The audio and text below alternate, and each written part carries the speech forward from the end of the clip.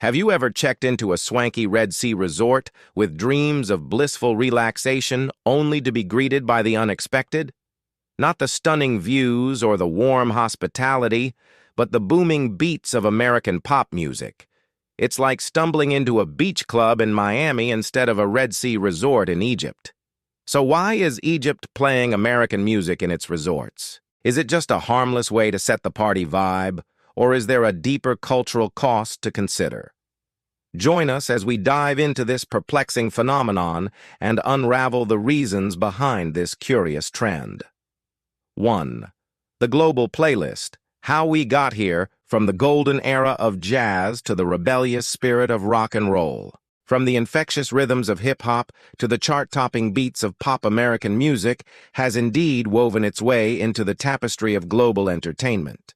But why, you might wonder, have these sounds become such a staple in international resorts? Well, it's not just about the tunes. It's about the familiarity, the instant recognition, and the shared experience. Resorts worldwide are in the business of making their guests feel comfortable, and what better way to achieve that than with a well-curated playlist of global hits? These iconic tracks serve as a universal language of fun, a shared experience that transcends cultural boundaries and generational gaps. 2. Resort rhythms, engineering atmosphere. It's not luck that your Egyptian resort experience is packed with non-stop energy. The atmosphere is carefully engineered to keep you in a perpetual state of good cheer. Every note, every smell, every activity is meticulously designed to create a mood. And music.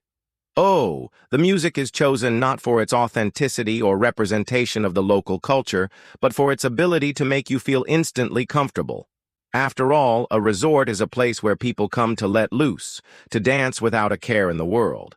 And what better way to achieve that than with a thumping track you simply can't resist?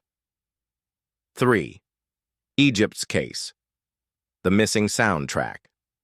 In Sinai and Hurghada, many entertainment teams are local-looking, Arabic-speaking, trained to pressure you into joining conga lines and the Macarena.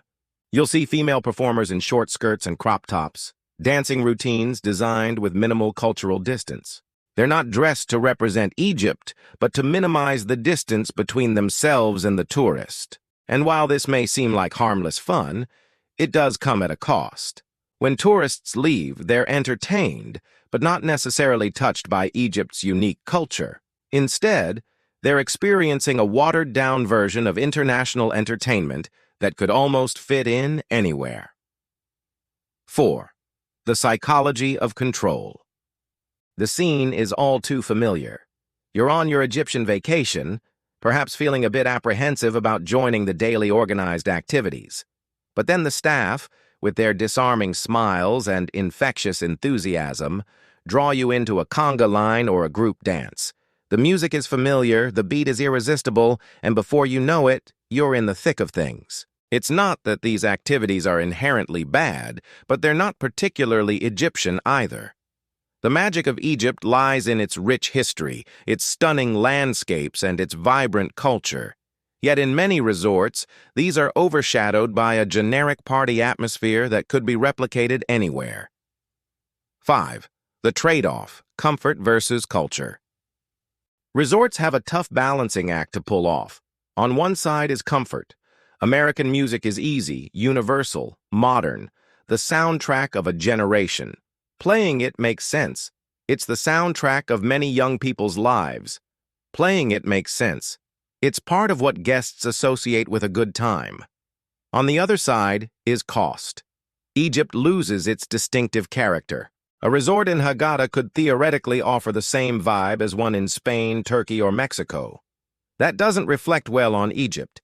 It also sidelines local musicians, dancers, and storytellers. There's little economic benefit to keeping authentic Egyptian art forms alive if tourists are too busy doing the cha-cha slide to appreciate them. 6.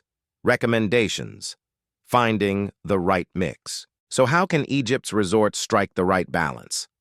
First, keep some global hits. Not everyone will love Egyptian pop, even if it's catchy.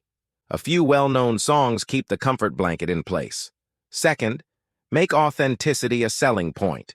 Don't try to be something you're not. If an Egyptian resort wants to attract culture seekers, it should highlight its own music, Nubian drums, folk dance, Arabic pop fusion, anything that showcases local talent. Third, blend comfort and authenticity. It's not mutually exclusive. An evening of international hits can be followed by a night of Egyptian rhythms. Different nights can feature different vibes. Tourists feel Egypt when they hear Egypt.